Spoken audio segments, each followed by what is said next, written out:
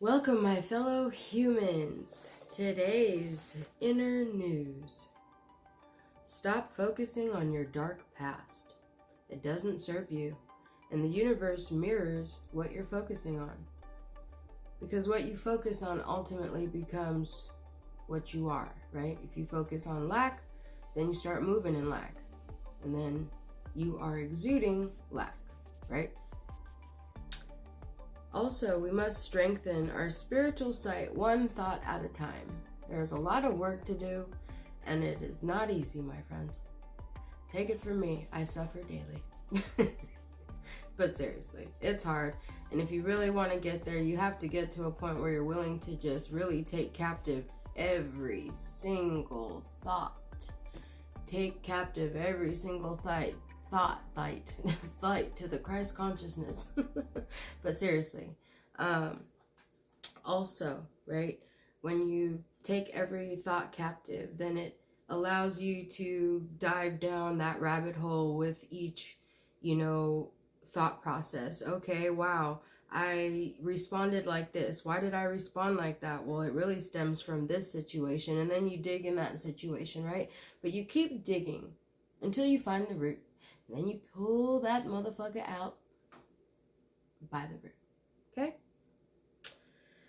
Today's synchronistic animal is the bee. Okay? And the bee represents messengers, right? Between both worlds, hard workers, right? Unity, okay? And then this led me to the honeycomb shape, right? Which then I looked into it, so it represents divine order.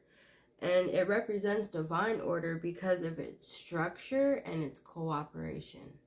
In order for us to have divine order and be like the bee, we have to have divine order through structure and cooperation, right? And we as humans, our number one goal needs to be to figure out what the fuck the actual divine structure is. Okay? And it's going to take some trust on our inner knowing, because everything's always being served up to us, sliced up and inverted and upside down, right? So you have to be willing to know, picking up what is right intuitively, not because it feels right, but ethically, it's because what's right. And you put that in your toolbox.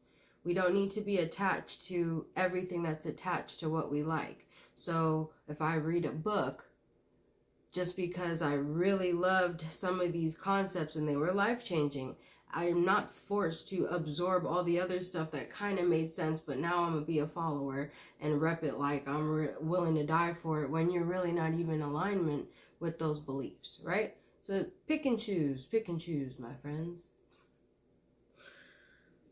Also, that leads me into my next point, the greater good, okay? When it comes to your healing needs to be based on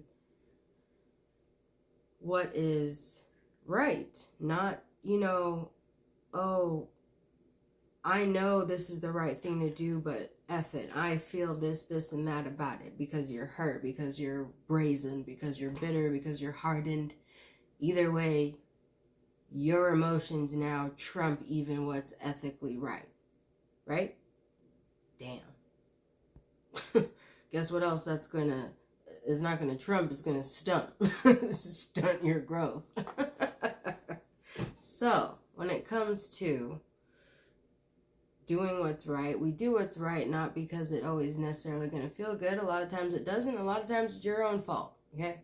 And I say that because it gives you the power back. Take the accountability. Yes, I'll take the blame. What does that mean? Whoever holds the blame holds the power, right? So if you want accountability in a healthy way, understand that by internalizing anything naturally, first to see if it's you, honestly, is always a great thing to do. And if that's not something you do, I don't know how you've made it this far. But I'm glad you're here, and I'm here for it. Also, let's see. All right, you guys. Now we're about halfway through. That was the inner news. Now this is a little bit of outer news, okay? These were all channeled messages. And then I dive deep on the channel. So I do like a double channel, right? Oh, I channeled the message and then I channeled the message about the channeled message. I don't even understand where I'm at that point, but it works. Okay? This is for someone who's in a relationship. A shitty one. Let's see. If someone apologizes to you and you agree, you enter a verbal binding contract that now I'm willing to be here again for round whatever it is, round 30. You're saying I want to be here for another chance, right? But I'm giving you guys some advice for the ones that are still choosing to be in it, right? So no one's really helping you see while you're in it. You can get some help and advice before, don't do it, and you get some help and, trauma reflection after. But when you're in this shit, here's some help, okay? If you're going to take someone back and agree to do that, first of all, you need to start doing this. 1, what does forgiveness look like for both of us, right? Is there a certain amount of things I feel that you need to do for a certain period of time for me to feel like it's been made up? Do I feel like I need to see you do this, and that, take these initiatives, complete that anger class, or, work on these, said bonding times for X amount of time, right? You don't need to always go get professional help. You can be the professional help. It's not that fucking hard. And if that motherfucker's a professional, so can you be, okay? That's why I got my glasses on, because that's what makes me a professional, okay? So, when you're in it, do those things. Come up with a plan, okay? Oh, I'm going to take you back for cheating again. So, what are we going to do to stay in it? Well, I'm going to start reading books on polygamy.